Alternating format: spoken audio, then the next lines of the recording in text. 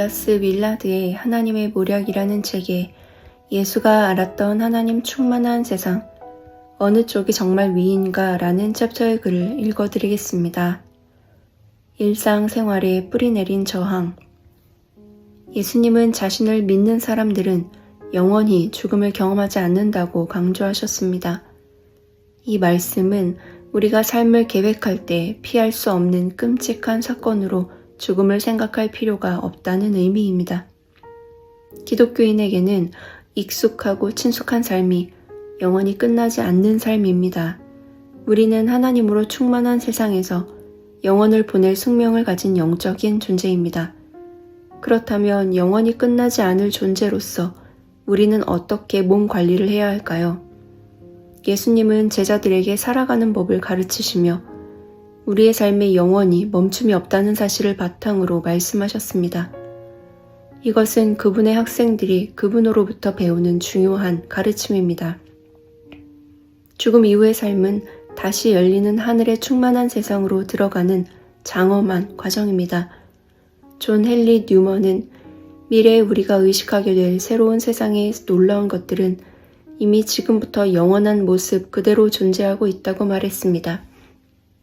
그때 시작된 삶은 영원히 계속될 것이며 만약 그때에도 지금과 같은 기억이 있다면 그날은 하나님 앞에서 영원히 기념해야 할 특별한 날이 될 것입니다.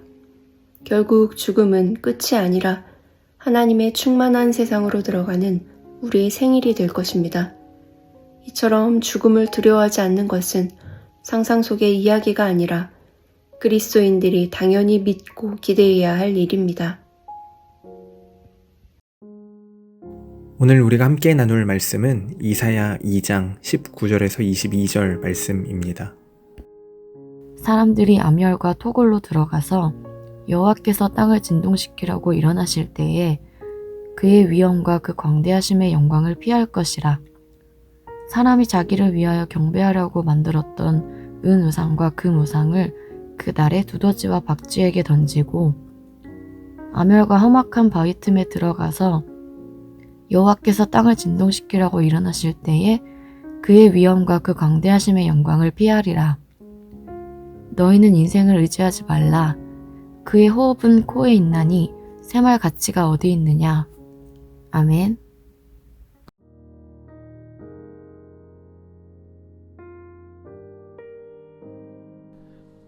오늘 본문은 여호와의 날에 사람들이 바위굴과 토굴에 들어가서 여호와의 두려움과 그의 영광의 광채 앞에서 숨으려고 하는 장면을 그립니다.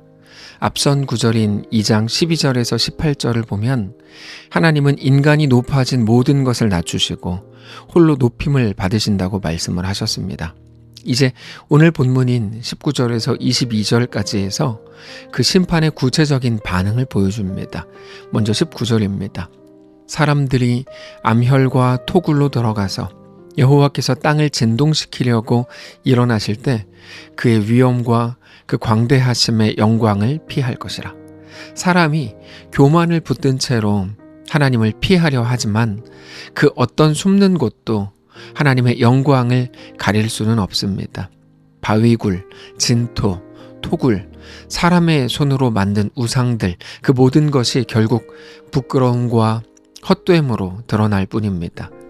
이사야 전체 맥락에서 이 본문은 굉장히 중요한 역할을 합니다. 1장에서 죄와 심판, 그러나 회복의 가능성이 제시가 되었고 2장 1절부터 5절까지에서는 하나님의 산으로 열방이 몰려오는 비전이 주어졌습니다. 그러나 2장 6절부터 22절까지를 통해서 현실의 우상숭배와 교만에 대한 심판이 선포가 되죠. 오늘 본문은 그 심판의 결론으로 결국 사람은 하나님을 피할 수 없고 우상은 버려지고 오직 여호와만이 참되신 분이라는 것을 드러내는 말씀입니다. 그렇게 오늘 본문은 사람의 실상을 폭로합니다. 인간은 평소에는 하나님을 외면하고 눈에 보이는 것들, 마치 자기가 가지고 있다고 믿는 것들, 자기의 스펙이나 경험이나 돈이나 권세나 건강이나 주변 인맥으로 나타나는 자기 힘을 의지하지만 여호와의 날이 임하면 두려움 속에 떨면서 땅속으로 숨습니다. 오후 예배 때 나누고 있는 남유다의 시드기야가 그렇습니다. 모든 것을 다 가지고 있다고 생각했습니다. 왕이니까요. 그래서 하나님의 말씀을 전하는 예레미야를 비난하고 죽이려고 했죠. 쓸데없고 필요 없다고 느끼니까 그냥 없애려고 한 겁니다. 그러나 정작 위기가 왔을 때, 자기 힘으로 어떤 것도 할 수 없다는 것을 깨달았을 때 그는 다시 예레미야를 부릅니다. 그리고는 너의 하나님이 너에게 어떤 말씀을 주셨냐라고 묻습니다. 그동안 의지하던 눈에 보이는 것들이 아무런 능력도 없다는 것을 깨닫기까지 그리 오랜 시간이 걸리지 않는 겁니다. 우리도 완전히 똑같을 겁니다. 어쩌면 평생 그거 하나 보고 살았는데 그게 완전히 무능하다는 것을 금방 알게 될 겁니다. 우리는 오늘 하나님을 의지해야 합니다. 하나님만이 우리의 힘이요 소망이시고 구원이신 것을 알고 고백하실 수 있기를 바랍니다. 오늘 본문에 나오는 사람들 역시 자기들이 의지하던 것들이 철저하게 무능하다는 것을 깨달았을 때 그들은 그저 두려워하면서 땅 속으로 숨습니다. 그런데 그건 회개가 아니라 단순한 도피였을 뿐입니다. 사람은 극한의 상황에서도 하나님을 만나기를 거부하면서 동시에 그분의 심판을 피하려고 합니다. 그러나 아무리 그렇게 한다고 해도 하나님을 피할 수는 없습니다. 요나를 생각해 보면 그렇습니다. 요나는 끝까지 하나님으로부터 도망가려고 했지만 붙들리고 또 붙잡힙니다. 그럼에도 계속해서 하나님을 떠나려고 하죠. 그게 교만입니다. 교만은 내가 제일 잘해 라고 하는 잘난 척하는 태도가 아닙니다. 교만은 내가 하나님 없이도 살 수 있어 라고 생각하는 그것이죠. 그게 세상의 돈이고 건강이고 권력이고 인맥이겠죠. 어쩌면 자기 인격일 수도 있습니다. 그런데 교만은 하나님 앞에 반드시 무너지고 숨고 도망치려고 하는 시도는 헛될 뿐입니다. 결국 이 장면은 우상의 쓸모없음이 드러나는 순간일 뿐입니다. 사람들은 스스로 만든 금, 은, 돌, 나무 우상에게 기대고 싶었지만 여호와의 날에는 그것들을 두더지와 박쥐에게 던져 버려질 뿐입니다. 사람들이 붙들었던 모든 의지처가 무가치함을 드러내고 오직 하나님만 참되심이 드러나게 될 겁니다. 20절에 사람이 자기를 위하여 경배하려고 만들었던 은 우상과 금 우상을 그날의 두더지와 박쥐에게 던진다 이렇게 되어 있습니다. 그래서 이 부분은 우리에게 매우 중요한 시선을 열어줍니다. 하나님은 조건적으로 복을 주거나 벌을 내리는 분이 아닙니다. 하나님은 우리를 온전히 살게 하시기 위해서 인간의 교만을 꺾으시고 은혜로 살게 하시는 분입니다. 사람들이 바위굴로 도망가고 우상을 버리는 것은 스스로의 힘이 무너졌음을 인정하는 겁니다. 그러나 단순히 도망치는 것으로 구원이 이루어지지 않습니다. 하나님은 숨는 자를 찾으시는 분이 아니라 은혜로 돌아오는 자를 살리시는 분입니다. 21절을 보면 암혈과 험악한 바위 틈에 들어가서 여호와께서 땅을 진동시키려고 일어나실 때에 그의 위엄과 그 광대하심의 영광을 피하리라.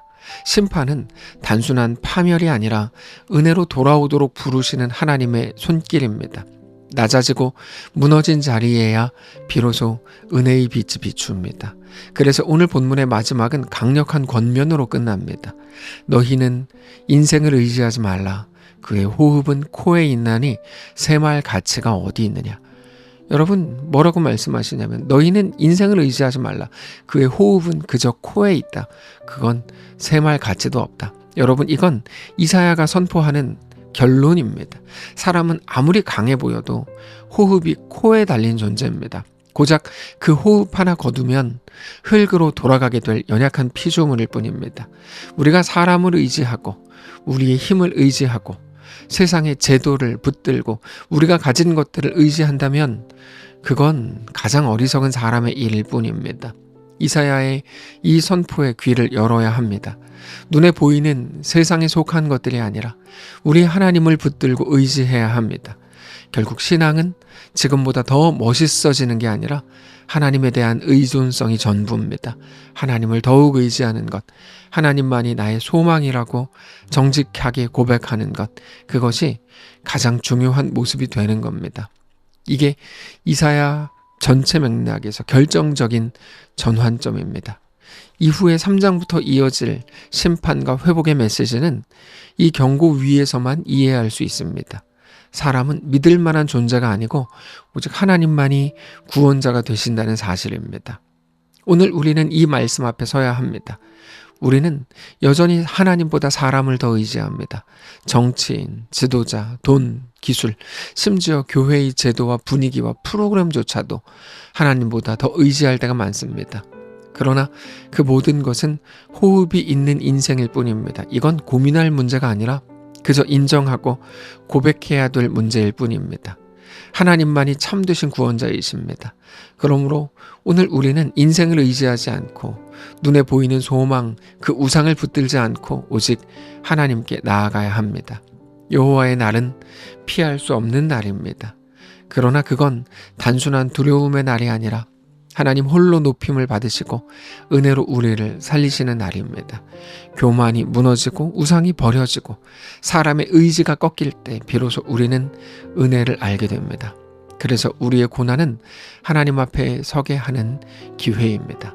사랑하는 성도 여러분, 오늘 이사야의 선포를 기억하십시오. 인생을 의지하지 말라. 사람의 교만은 무너진다. 우상은 버려진다. 숨는 자리도 없다. 그거는 새말 가치도 없다라는 거죠. 오직 여호와 하나님만 홀로 높임을 받으십니다. 하나님은 조건적 상벌의 하나님이 아니라 교만을 꺾고 은혜로 우리를 살리시는 하나님입니다. 오늘 우리가 붙들 것은 사람도 아니고 돈도 아니고 우리 지혜도 아닙니다. 오직 하나님 한 분만이 우리의 구원이십니다. 그 앞에 겸손히 엎드릴 때 우리는 심판을 넘어 은혜의 자리로 갑니다. 이것이 오늘 우리의 삶이 되시기를 바랍니다. 기도하겠습니다. 살아계신 하나님, 하나님이 우리의 왕이요 전부이신 것을 깨닫습니다. 하나님 없이도 될 것 같았던 우리가 그동안 의지하던 것들, 우리 인생과 돈과 권력과 혹은 우리 지혜와 우리 경험과 우리 인격이라고 하더라도 그 모든 교만을 이제 내려놓고 하나님만 나의 전부입니다. 내가 세상 살아갈수록 더욱더 예수를 의지합니다. 정직히 고백하는, 그렇게 하나님을 더욱더 의존하는 사랑하는 모든 하나님의 백성들이 되게 하여 주시옵소서. 우리 주인 되신 살아계신 우리 주 예수님의 이름으로 기도합니다. 아멘. 사랑하는 성도 여러분, 하나님이 주신 오늘 이 시간 우리 인생을 하나님을 더 의존하고 주님을 더 사랑하며 주님께 더 충성하는 거룩한 날로 삼게 되시기를 바랍니다.